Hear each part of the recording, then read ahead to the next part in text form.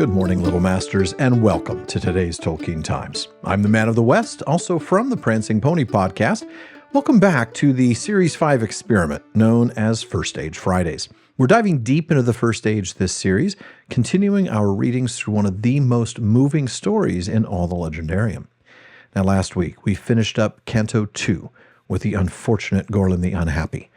Now let's join the story in Canto 3 as Gorlim tries to make up, at least a little, for what he did in succumbing to Sauron's tempting lies.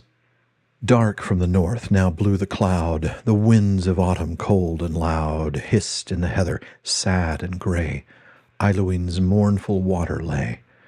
"Son Beren, then," said Barahir, "thou knowest the rumour that we hear, of strength from the Gaurhoth that is sent against us, and our food nigh spent. On thee the lot falls by our law, to go forth now alone, to draw what help thou canst from the hidden few that feed us still, and what is new to learn. Good fortune go with thee. In speed return, for grudgingly we spare thee from our brotherhood so small, and Gorlim in the wood is long astray or dead. Farewell." As Beren went, still like a knell resounded in his heart that word, the last of his father that he heard. Through moor and fen, by tree and briar, he wandered far. He saw the fire of Sauron's camp. He heard the howl of hunting orc and wolf a prowl, and turning back, for long the way, benighted in the forest lay. In weariness he then must sleep, fain in a badger hole to creep.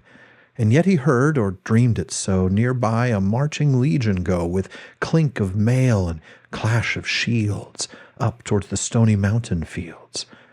He slipped then into darkness down, until, as man that waters drown strives upwards gasping, it seemed to him, he rose through slime beside the brim of sullen pool beneath dead trees. Their livid boughs in a cold breeze trembled, and all their black leaves stirred, each leaf a black and croaking bird, whose neb a gout of blood let fall.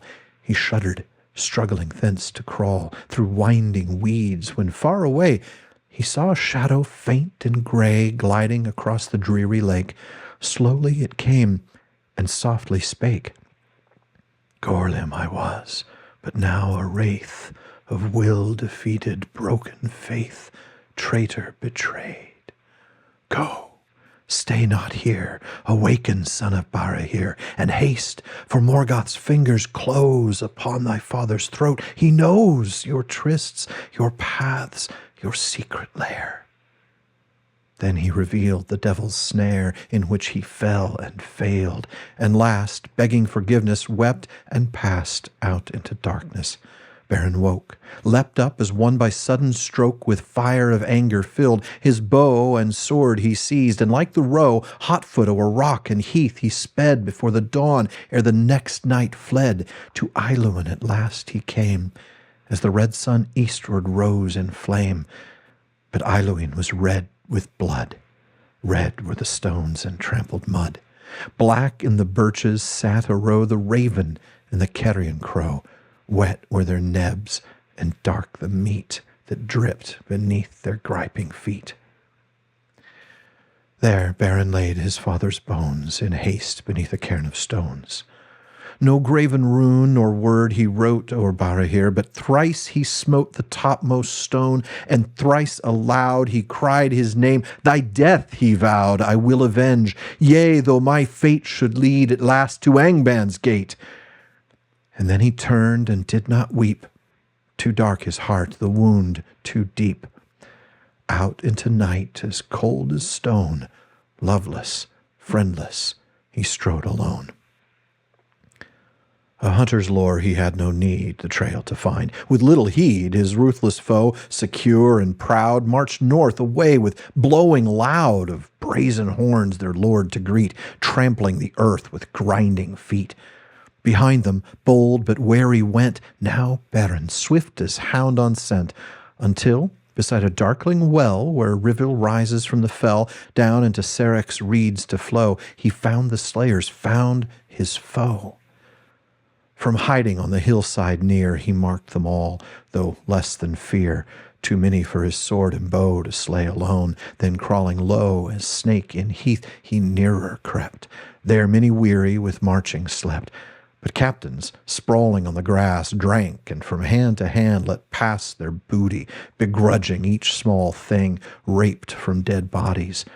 One a ring held up, and laughed. "Now, mates," he cried, "here's mine, and I'll not be denied, though few be like it in the land. It came from this now severed hand of that same Barahir I slew, the robber knave. If tales be true, he had it of some elvish lord for the rogue service of his sword. No help it gave to him, he's dead. They're parlous elvish rings, 'tis said, still for the gold I'll keep it, yea, and so eke out my worthless pay. Old Sauron bade me bring it back, and yet methinks he has no lack of weightier treasures in his hoard. The greater, the greedier, the Lord. So mark ye, mates, ye all shall swear the hand of Barahir was bare."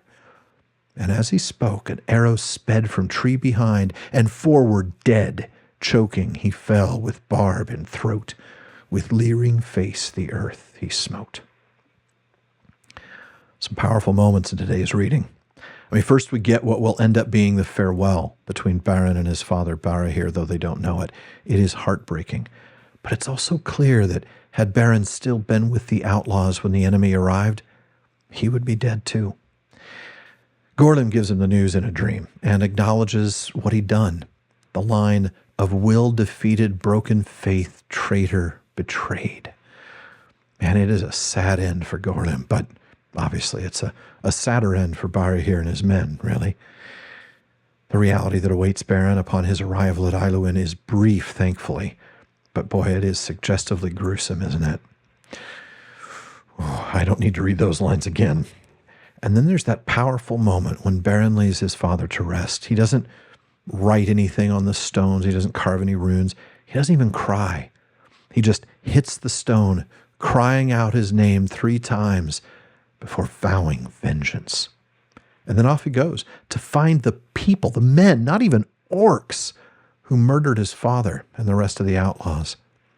The braggart who took the ring of Barahir certainly got his, and a good thing too, since that ring is going to play an important role in Beren's tale and survives all the way down to Aragorn. Now that's it for today's First Stage Friday, but come back next time as Beren extracts even more vengeance upon the rest of these foul men before Morgoth puts out an APB on the guy, driving him southward towards his fate. Now, let's not forget about Fandom Fridays. If you'd like to join me on the show or you know somebody who should, please email bartleman@theprancingponypodcast.com and let us know. Please visit patreon.com/Tolkien Times to learn how you can support the show, get an ad-free RSS feed, a monthly hangout with me, and more. And join me again tomorrow on today's Tolkien Times as we wrap up the week with Second Age Saturday. Now, if you're watching this on YouTube, please like and subscribe, follow or subscribe in your podcast apps, and follow @Tolkien Times on social media.